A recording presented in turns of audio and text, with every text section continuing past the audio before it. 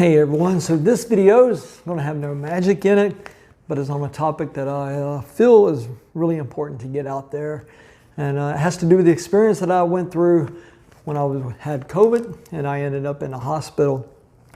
There's just a couple of things that I really wanted to put out there that might be helpful to someone that might be going through this or might be in a hospital, or in the future if you happen to go through this yourself.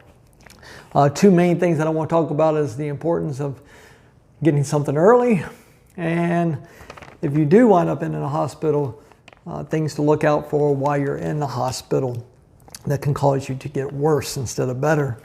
The first thing, originally on August the 14th, is when I first started having dry cough and tightness in my throat and feeling really tired. But I did a test and it was negative, and that was on Saturday, August 14th. I started taking vitamins right away, vitamin C, vitamin D3, zinc, and I started to feel better until around Friday, August the 20th, started feeling bad again.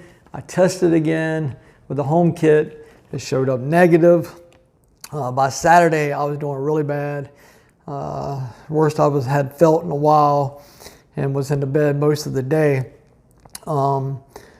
Monday morning was the first time, on August 23rd, that's when I finally started having fevers, and I called my doctor's office, made an appointment, and I continued to run fevers throughout that week. I had an appointment over the phone on that Wednesday, the 25th.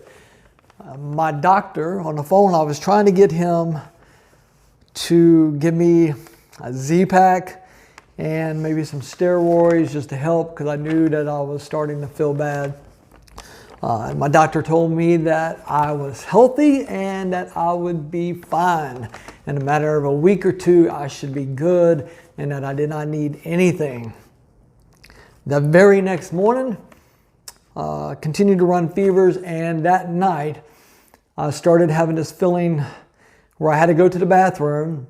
It was about 5 o'clock in the morning on that Thursday, and the next thing I know, I had blacked out.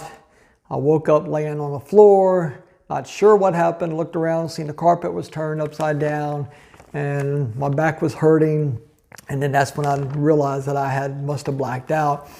2 hours later, I got up again to go to the bathroom, started feeling this hot flash, and again in the bathroom, I woke up, had busted my lip a little bit because I fell, and that was about 7 o'clock that morning.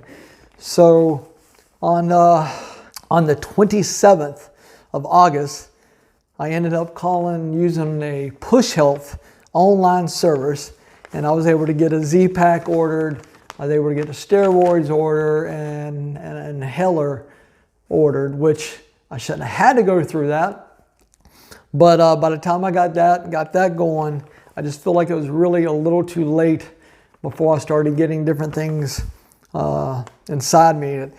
The Saturday, the 28th, I blacked out again. I realized the feeling was coming on me. I went to grab onto my dresser. I fell face forward, messed up my forehead. And that's when I got my kids up, and we went to the hospital out here in Fleming Island. They did x-rays since I've injured my head, my neck, and my back for the falls. They did x-rays on all three. They did x-rays on my chest. They gave me fluids. The x-rays turned out good, except for my chest was looking bad due to the virus.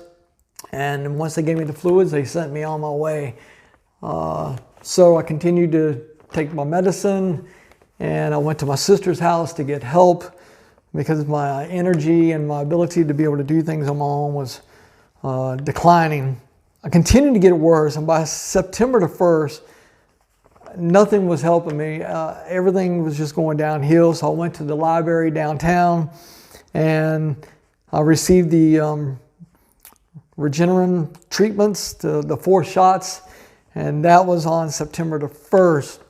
But by then, I was already going so bad that on the 2nd of September, I was admitted to the hospital, St. Vincent's Riverside. Now, I started off, when I first got there, I started off on oxygen level of 7. And I think it was within 2 days, I had went from a 7 to 15 liters. And this is one of the major things that I want to talk about. Never being on oxygen before, not realizing that the oxygen going in, with all that going in, it clogs up your nose. So from the beginning, to go from the 7 to the 15, I believe it was because my nose had started getting clogged up. But it wasn't until September the 9th that they went to do my temperature, and I couldn't breathe out of my nose. So I told them, I took it out and I said, you're going to have to get my temp underneath my arm. I can't breathe. So they had to take the temperature underneath my arm, and that's when I was just praying and just praying for God's help to guide me.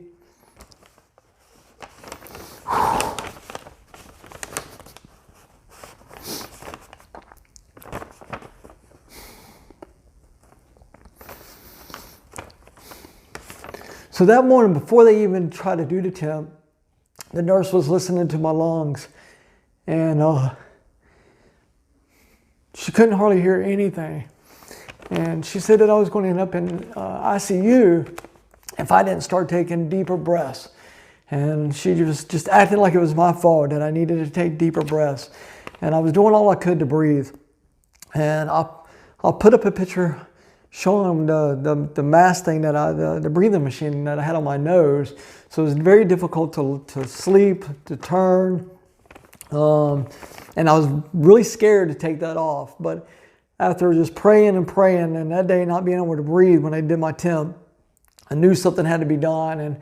And I just felt led from the Holy Spirit that I needed to check my nose and clear my nose so that I could breathe.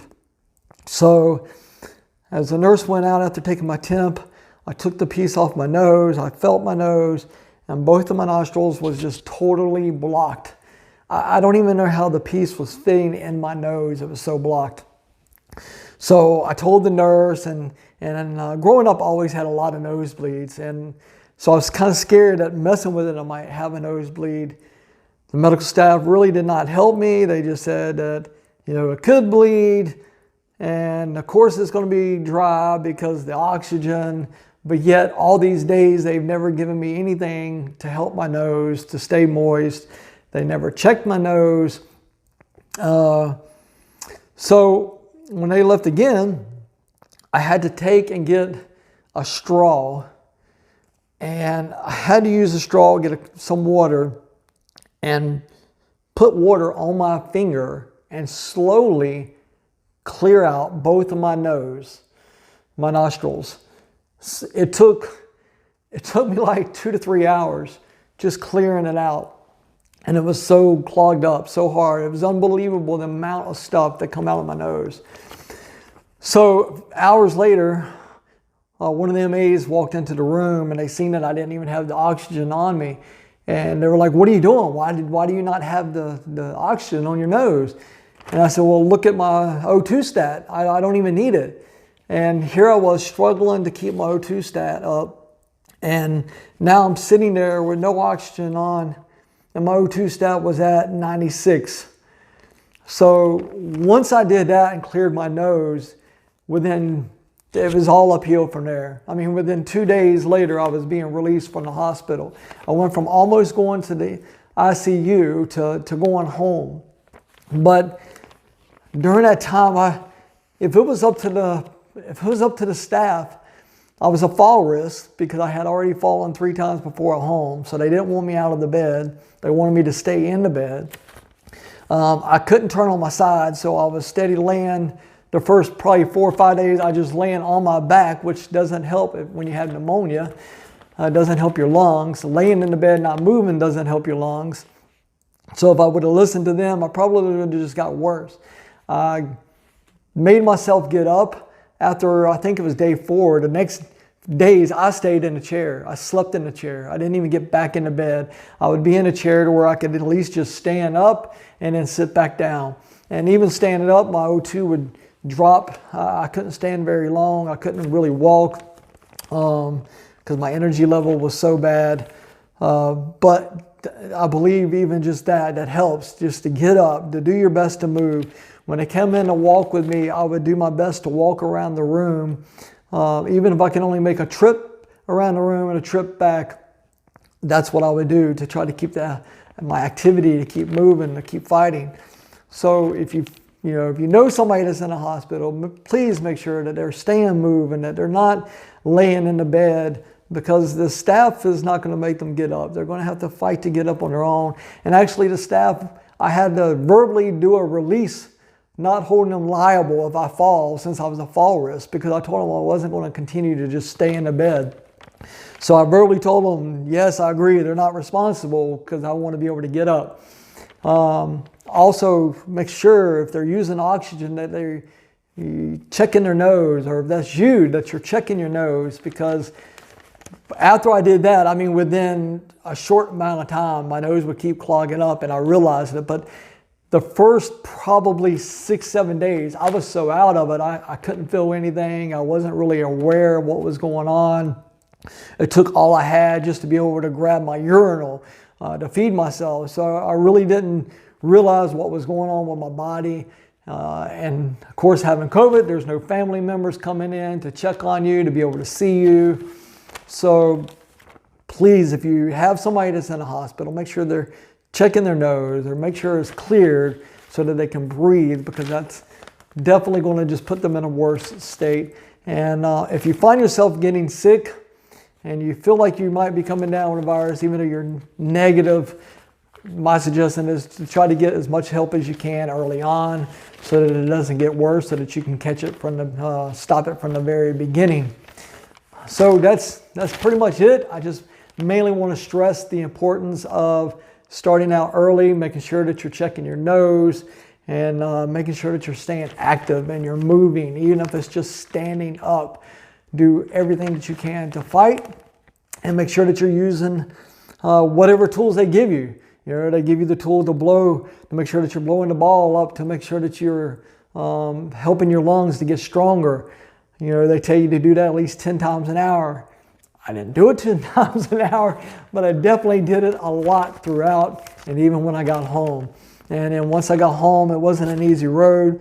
I mean, I had to use the oxygen just to be able to get to the bathroom, but just keep fighting, because now here I am 3-4 months later. I'm able to jog three times a week, 45-50 minutes at a time. I'm on a treadmill, and I'm breathing probably better than I was breathing before.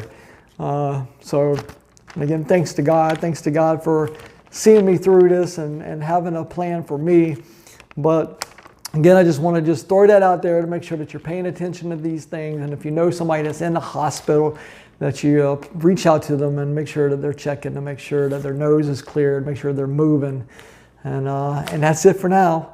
As always, I just want to thank all of you who have subscribed to this channel, who support the magic and the message that I give through that. And thank you for your support. And until next time, God bless.